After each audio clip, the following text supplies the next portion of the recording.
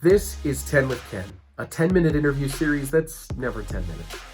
In this 10 with Ken special called Black Voices, I'll be speaking with prominent Black leaders in Nevada to talk about who they are, their experiences as Americans and Republicans, and what matters most to them. I think you're going to really love meeting Brenda Flank. Brenda is a longtime community activist who loves the Constitution, America, and Nevada. She's now a candidate for Las Vegas City Council Ward 4. This was my first in-person interview for new media, so I know that Brenda's wonderful personality will outshine the technical limitations of my setup. As always, thanks for watching and enjoy meeting Brenda. Brenda Flank, I'm so glad to talk to you. We've been friends for so long. I mean, we've been involved in the Clark County Republican Party for decades it seems, but and here we are. But I am so glad because I'm told that you were running for Ward 4 for the city of Las Vegas, and so I want to talk a little bit about that today. And so, is this the first time you've run for office, Brenda? Have you run before? This is my first time. This is your first campaign into those waters. Yeah, tell me why'd you make that decision? It's a rough decision. It's a tough decision. It is a tough. Tell me why you're running. Because I've always said that I'm not going to run for office. I always felt comfortable, supporting other candidates. But I look at our environment. I look at our community. And I decided that I have more to give. I've been a community activist, I guess you could say, involved in the community, doing lots of things, a lot of volunteer work. And I thought, in this capacity, I think I could be even more effective with helping people. Local politics has always been my game. Never thought about running for or wanting to travel, like to D.C. and back, that kind of thing. So local politics is where the greatest impact that government has on a person, on how they live their daily life, right? So the things that local governments do affects your daily life. Your police, your fire, the things that are happening in your community, your streets. Those are the kinds of things that people appreciate. And those are the kinds of things that I want to make sure that our community is being served. We get people in office that are looking for a political ladder to go to that next step or whatever. That is not my goal. It's only about serving my community. And that's why I'm running. I mean, I know that might sound a little Pollyanna, cliche. No, that's important. But that's what it is. Why should someone vote for you, Brenda? I believe you, but what are they looking for? What can you bring to the table for them? Well, they can look at my record, the things that I've done in the community, but also see the sincerity in what I'm saying that I want to do for the community. Because I only talk about things that I want to do in the community. So voting for me also gives them a new perspective, a new opportunity to see some things happen that hasn't. A lot of people nowadays feel like my government doesn't listen to me. They don't care what I have to say. So I am that person that's going to listen to what you have to say, do everything I can to solve problems, and be your voice at City Hall. That's what I want to do. I want to take your voice to City Hall. That's incredible. So if you have some issues, then let's work on it. We can work on things together. What do you think is important to somebody that wants to send the right person to City Hall? What do they care about? Is it policing? With city politics, what do you guys? There are three things that concerns our community. And it's not just my ward, it's our community as a whole. Number one is the rise in crime. You think about, and I think it's just the natural thing that happens when we have the kind of growth that we've had. But people that have been here a long time, like me, it's alarming. People in my community who are seniors, the rise in crime is alarming. And we want to know, what are you going to do about it? Are we going to have more police protection, more patrol officers? What are you going to do about it? Now, right-minded thinking people understand that police officers can't necessarily stop crime. Sometimes they can, Sure. but most of the time they can't. Sure. But the police presence is a deterrent. Yeah. And your response time to things that happen is also important. My community, like I said, is a senior community. Metro did not patrol our community. We patrolled our community. So you look at a 75-year-old guy driving around a little electric vehicle just because we didn't have that much crime. Sure. But when the crime rates started to go up, there was this police presence. And you can see things are a little calmer there in Sun City, Summerlin. Just having him there, having just the presence, the fact that they drive our community. When I first moved up there, I thought it was kind of strange that you never saw Metro. And I asked the security patrol, I'm like, and they were like, we patrol ourselves. If we need somebody, we'll call them. Yeah. But it's really made a difference. So the rise in crime. The second thing is the pandemic, COVID-19 recovery. It's been so politicized, it's really kind of hard to deal with. And I'll just talk about myself. This all comes from a personal perspective. And I know that there are a lot of people out there that have experienced the same thing. So with my virus experience, looking at it from a medical standpoint and how people are treated in hospitals, the isolation, those kinds of things needs to be looked at. That is of concern to me. We can't recover completely when people have been put in a state of fear and panic. It is so hard for them to overcome that. And this happened so fast. It was clamped down like that. Out of nowhere, yeah. And it was traumatic. And it is still a traumatic thing. So there are things with this recovery that I need to address. In particular, the medical care system and how patients are being treated. I never even thought about that. Yeah. I never even thought about going into a hospital. Thankfully I've not had to visit a hospital during this time, and I'm grateful every day. But I have heard some very difficult stories of patients in the COVID wards and stuff like that. And I'm a witness. Gosh. I am one of those people. Wow. And I'm laying there in a hospital bed, and I'm thinking, once I kind of got my senses back, that something's not right here. Wow, interesting. So that's my number 2. Number 3 is also tied into the COVID-19 because of the clampdown that was placed on the economy, small businesses in particular. Yep. So we have to look at what we can do to support small businesses.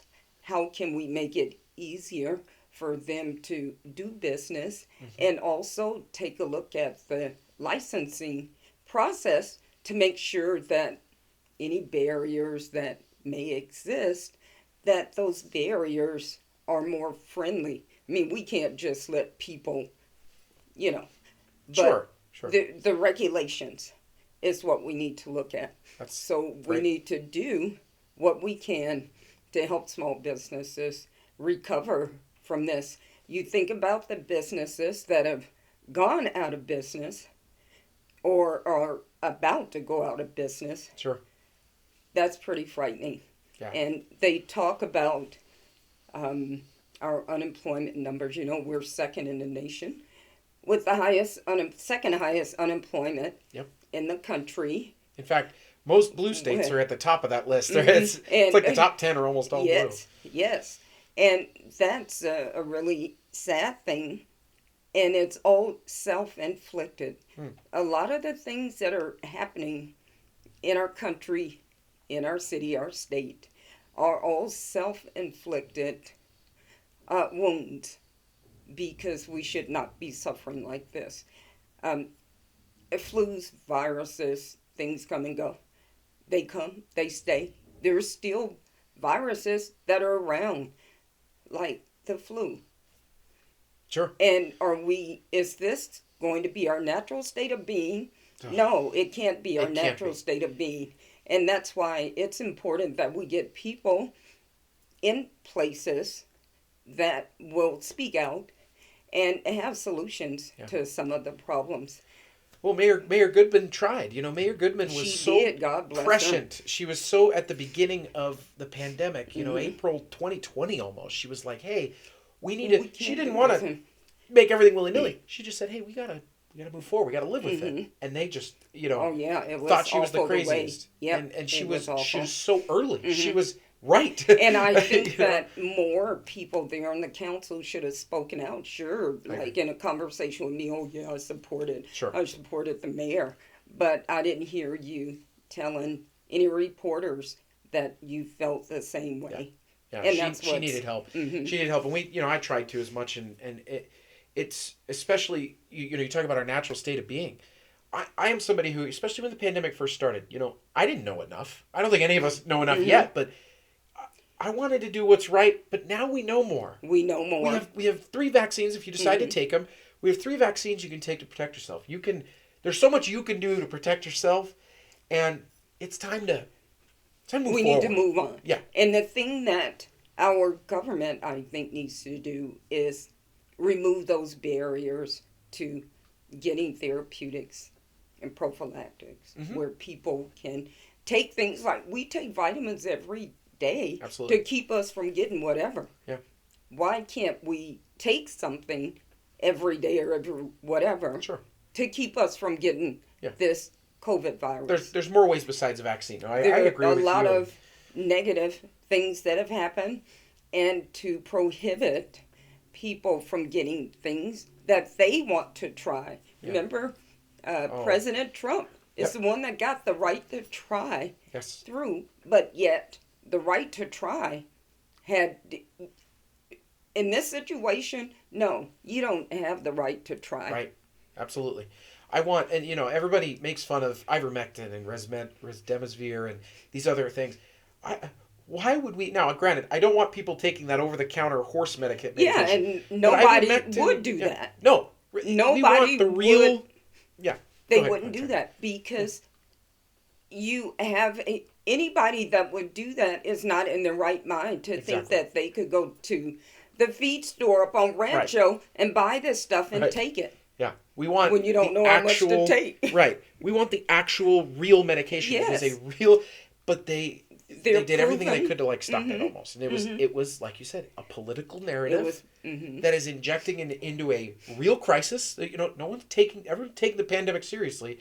It's about give us all the solutions, right? Instead of just the one you not guys the like. one that you want us to have. It's been difficult, and I want Nevada to recover. I want Vegas to recover, especially the economy. Those are great issues that you brought. And I think in this race, it's important that we have a fresh new voice, and I'm that fresh new voice. Great. I believe you. I believe you're a fresh voice, Brenda. That's what you are. So, if anything, you're a fresh voice. Can you tell us a little bit about who you are? Can you tell me where you're from? Can you tell me what brought you to Vegas, or if you were born here? Tell me who Brenda Flank is. I'd love to talk about my family and me. My family came here from Louisiana in the early 50s. They came when the boom was happening, one of many booms for Las Vegas. Came to Vegas looking for an opportunity, a good place to raise their family. Wow. At that time, it was just two siblings. By the early 60s, there was 9 of us. And my parents worked hard. My mother worked at home, and my dad worked at the Nevada test site. Oh my gosh. And they built the kind of life that they were looking for their kids. My parents were Democrats. They were JFK Democrats, conservatives, and that's the way we were raised. We were raised as conservatives. Of course, back in those days, politics was not what it is now. Yeah.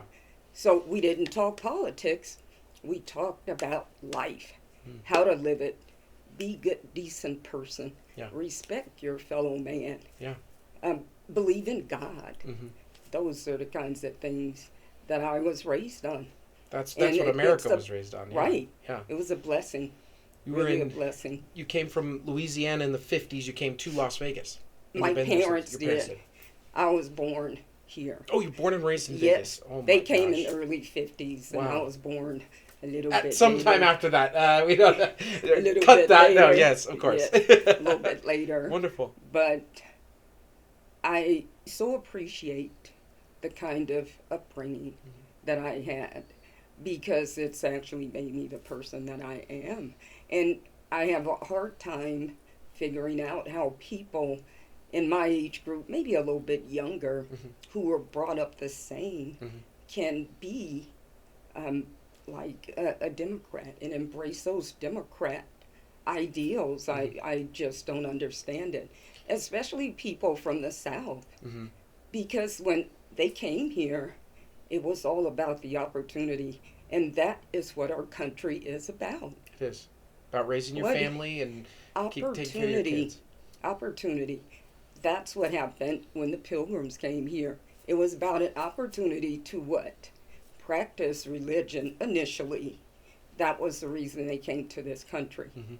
And then, of course, as time went on, then our country actually got its face, I think, where individuality became important. Working for yourself and your family, and of course sharing as well. You think about what our country gives to the rest of the world. There is no other country that gives the way we do. And continues to give. Yes. And it's not even just money. It's exporting freedom Everything. and values. Exactly. Yes. Yeah. We have paid heavy prices for that in blood and treasure. Absolutely. To help other countries be free. Man, I think, was naturally born, or is naturally born, to be free. It's like after they get here is when it, the oppression from others, but that's the natural state of man, is freedom. I agree, and for thousands of years, tens of thousands of years, a man was not free, and we are living in this beautiful moment. Hopefully not a fleeting moment where man is free, to a degree, of course.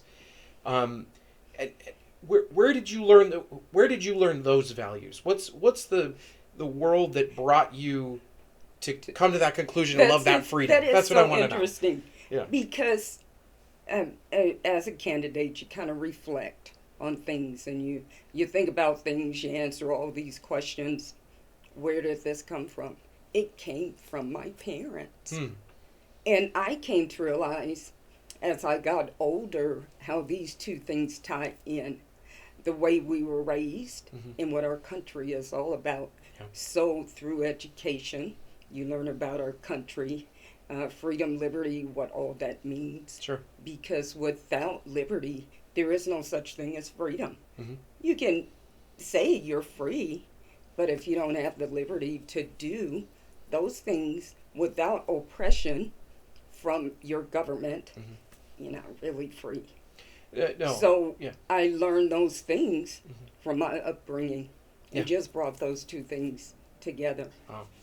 It's incredible because I feel like this very basic concept of freedom is under attack, and unfortunately, a lot of people on our side are a little inconsistent. Sometimes we like freedom, sometimes we don't.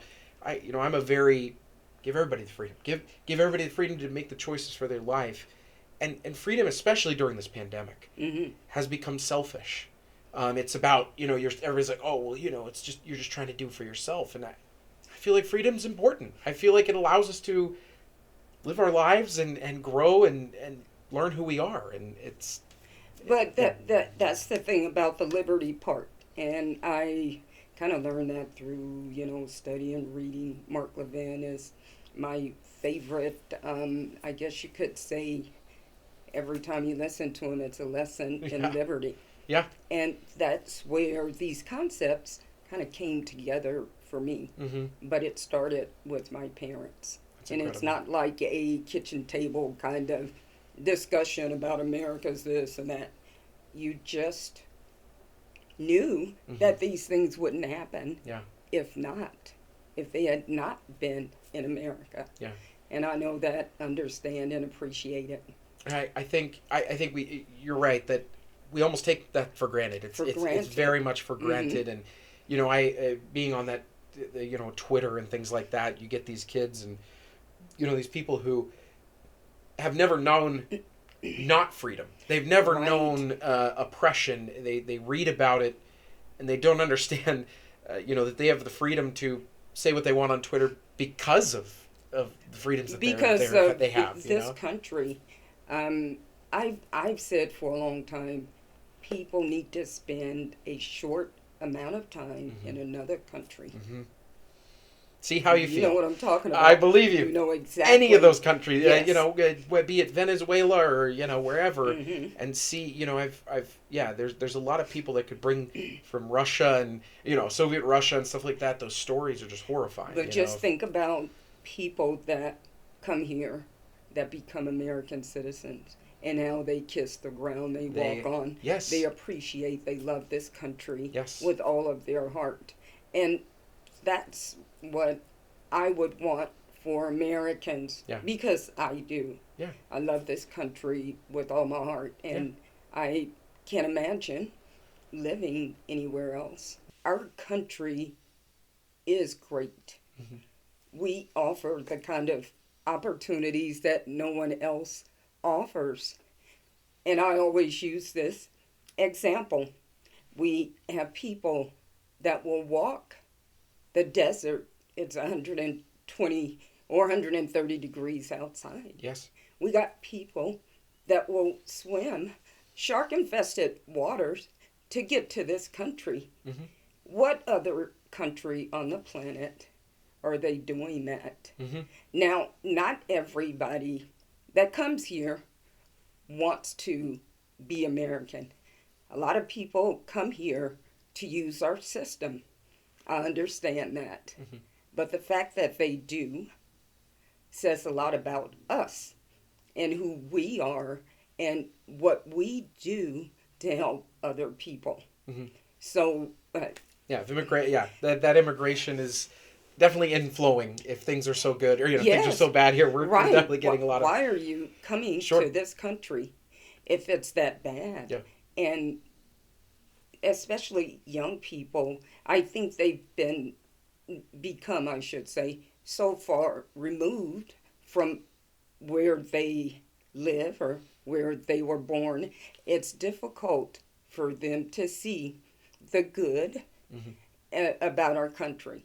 How did you, when did you register Republican and what was that like? Was there an evolution for you? What was it like? It really wasn't an evolution. And everything I think that happens to me is because of the way I was raised. Mm-hmm. And like I said, my parents, they were conservatives. They raised us conservative, even though they were Democrats. Mm-hmm. And as you grow older, you learn more things and you become informed about things that actually affect your life, like politics. Mm-hmm. So when I got out of high school, I graduated really early. I was 16 when I graduated. Oh my gosh. So I grew up kind of fast. And back in the 70s, things were, it was volatile. A lot of things were happening. I just so happened to get a job in a bank. And it gave me a different perspective working with and talking to people about money, finance, how all these things work, and then you come to realize all of these things are influenced by politics. So I started learning more about politics. Now, because I graduated at 16, I hadn't voted yet.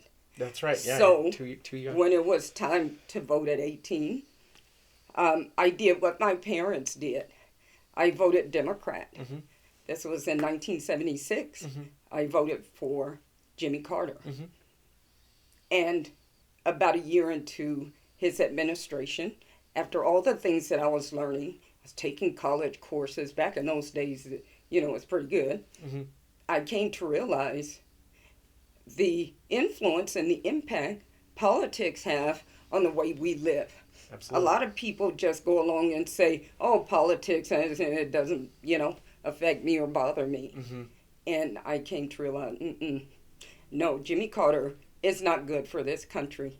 And when you think about the things that he did that made things so much worse, I couldn't vote for him. Wow. So, of course, by 78, I was going to say 78, 80, right? Yeah, Ronald Reagan, right? Reagan. Wow. And he was a man that talked about loving our country. Wow. And how good we are and what good, decent people we have. Mm-hmm. And he talked about his economic policies that would change things. And I thought, those things make a lot of sense to me. So I decided I can't vote for Jimmy Carter again. I am going to take my chances on Ronald Reagan. Wow. Because he has the right perspective for making our country what it should be and keeping us. I mean, things were just so bad. 16% mortgage rates, people waiting in gas lines. I lived that. I know that. Wow. And Ronald Reagan was the hope that we needed for our country. Mm-hmm. And I changed my party registration right before the election. Oh my gosh. And I voted for him. And I haven't never looked turned back. back. Yeah. Oh my gosh. Have not looked back. That's such a cool story. I've heard this story many times in the best ways of just that sort of Jimmy Carter era. And Brenda, I feel like we're in that Jimmy Carter era again with Joe Biden. I just and obviously I can't blame everything on Joe Biden, as much as the media would blame President Trump for everything. I don't blame Joe Biden, but things are not hopeful right now. So toxic in our country. Mm-hmm. Not only the things that are being done by this administration, but also the conversations. It could be so much more positive. Mm-hmm. I've always said that a president sets the tone for the country. Mm-hmm. And that's what Ronald Reagan did back in 1980. That is what Donald Trump did when he was elected in 2016. And that is, or was, a missed opportunity for Barack Obama to actually do something good for this country. But he didn't. And there was no way I could ever vote for that man. Mm-hmm. And even though people in my family were, oh my God, how can you not vote for the first could-be black president? Right. Because color is not important to me. Mm-hmm. And I would tell my sisters, you guys have forgotten that's not the way we were raised. My parents left all that behind when they came to Las Vegas. Mm-hmm. Because your skin color should not dictate where you should be in your life. Absolutely. And if Barack Obama had taken an honest opportunity to actually talk positive things about our country, it would have made a world of difference. So it's about what your foundation is. And that's what my parents did for us. They laid a foundation for us to be successful. And they always told us, never, ever accuse someone else of something that you don't have or that you didn't achieve. You go out there and you work for it yourself. Mm-hmm. That's what you have to do. If you want something, you work for it. Don't find an excuse to blame someone else for what you don't have. That's an incredible value to teach your kids, I didn't even think about that don't, if another kid has a toy, go buy that toy or find a way to buy that toy. Don't be jealous of his toy, I'm just, I'm thinking in 3-year-old terms, but sure. Yeah. And I used to tell my nephew the same thing. Don't be jealous of people that have more than you. Mm-hmm. Don't talk about the rich like they're a bunch of devils. These people worked hard for their money. Mm-hmm. The majority of rich people worked for their money. They sacrificed a lot. They gave up a lot. Sure, you have those out there that have inherited or whatever. Sure. But don't be envious of these people. If that's what you want, you go out and make it. Yeah, go make that money. That's yourself. America. Yes, no, you can do it yourself. That's a beautiful message. And I think but that's an optimistic message, Brenda. That's one that people are not teaching anymore. Mm-hmm. They're teaching that things are bad. America is bad. Capitalism is bad. And you can't do that. And you can't. It's not true. It's not true. It's not true. So here's the example about the capitalism, and I know you've heard this story if you ever listen to talk radio. Mm-hmm. The story about the Pilgrims and how we went from this community of everybody get the same amount of everything. The Puritans and the... Right. Exactly. Yeah. To where, hey, wait a minute. This guy's sitting over there on his butt. He's not working as hard as I'm working. This is not fair. Mm-hmm.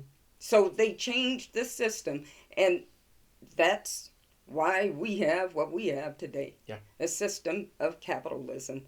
You get out of it what you put into it. If you don't put that much into it, you're not going to get what you get out of it. That's right. That's the way it should be. And that is what you would call fair. Now, that's not to say that, over time, some people take advantage of things. Absolutely. But that's human nature. You can't stop those kinds of things. You do need to be aware of those things, that these things are happening. But basically... It's never going to be perfect. It's not, no. That's what they want. Because they're looking for a perfect system, And man is not perfect. And I use man as, God created man. Sure. So he didn't create perfect human beings. We have to go out there and we make decisions, good or bad. We have to live by those. Yep. And I'm not going to get into a religious thing, but no, but you know what I'm saying. It is. It's that innate human, agency or freedom to do, what they're going to go out and do, and that's why we have a society for those that are going to choose bad and those that choose good, right? To keep them all in the, but if men were angels, they always say, right? If men were angels, we wouldn't need a government, or we wouldn't. Right, we wouldn't. Everything would just system. Be.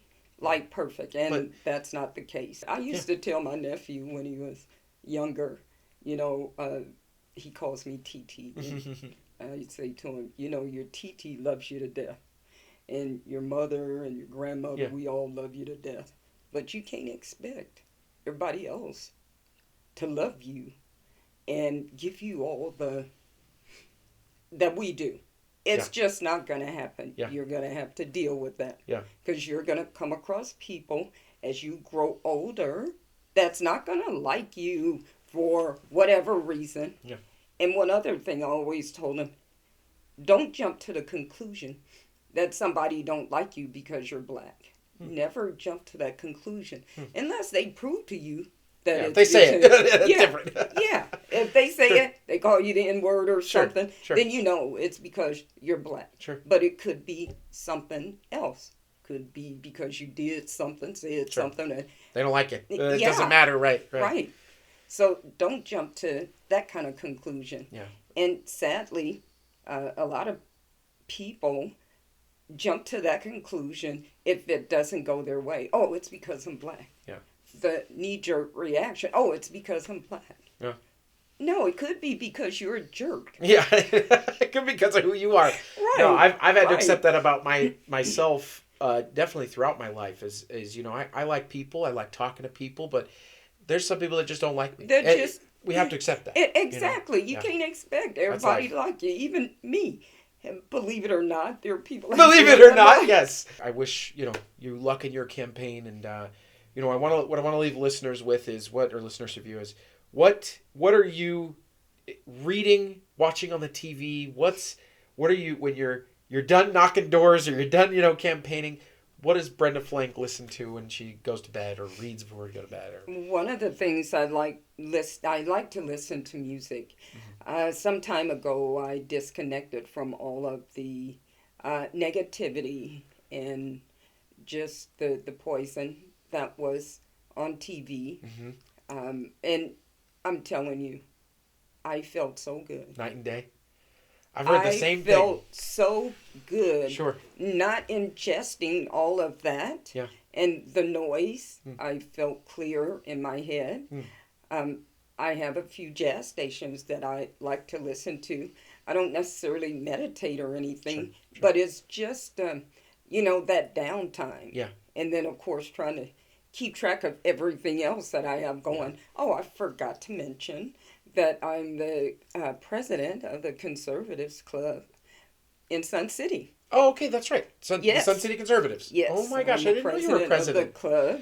That's a good club. I've been many times. Yes, I just got reelected overwhelmingly. Oh my goodness, that's wonderful. Yes. That is to endorse your club. It's a wonderful group of people. The people in Sun City, Summerlin, and in particular the people in my club are just wonderful. Yeah. See, I'm not moved to Sun City, Summerlin almost 5 years ago. Mm-hmm. And after my husband passed away, it was just a real hard time. Sure. And they send out a magazine every month. Uh-huh. And in that magazine, it has all the clubs listed. Now, of course, I knew about the Conservatives Club, but they also have 80 other clubs. Mm-hmm. And each month, I'd circle things. I'm going to do this, do this. Yeah.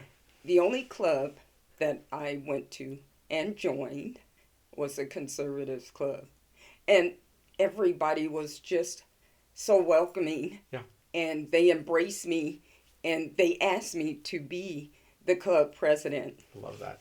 And I said yes, and they were actually like a lifeline for me. Wow. This was 3 years ago. Yeah. And just knowing that I got this to do with the club, I got that to do with the club, and I'm so glad that, Lorna called me and just wanted to talk about some club things. Those are the kinds of things that just make Sun City, Summerlin so special. They're great people. Yes. They are a reliable group that loves the people that are a part of, and you can tell, you can feel in the room, You can tell. I love that. Yes. I didn't know you were president. That's great. Yes. Tell me about what you want, people that are watching today, tell me where you want them to do. Should they go to your website? Should they come to an event? What's coming up for you that you want them to do? A lot of things thankfully are happening. I just made it official on December 1st that Wonderful. I'm running for office. And we waited until then, even though we were campaigning and doing things.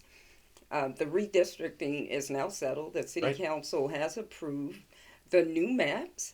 So it's full speed ahead. Wonderful. We have our website set up, which is just my name. I keep things simple. I like that. BrendaFlank.com. Excellent. That's great. It's a great website. And you can reach me at BrendaFlank.com. I love it. And my cell number, it's been the same cell number for as long as I can remember. And people have said, oh, you shouldn't give your cell number out. Like, why not? If you want to be a public servant, then you call me. Now, a lot of the times I can't answer the phone. You leave a message and I will call you back. I believe you. For sure. And you have done that for me, and I believe you will too in the future. I will. Brenda, I can't thank you enough for talking to me today. I love learning more about you, and I love your thoughts of the world, and I hope that the voters in Ward 4 will grant you that opportunity to be on the city council. Yes, and I wish you the best. Because I'm sincere about what it is I want to do for my community. Yeah. And I'm hoping that sincerity comes through.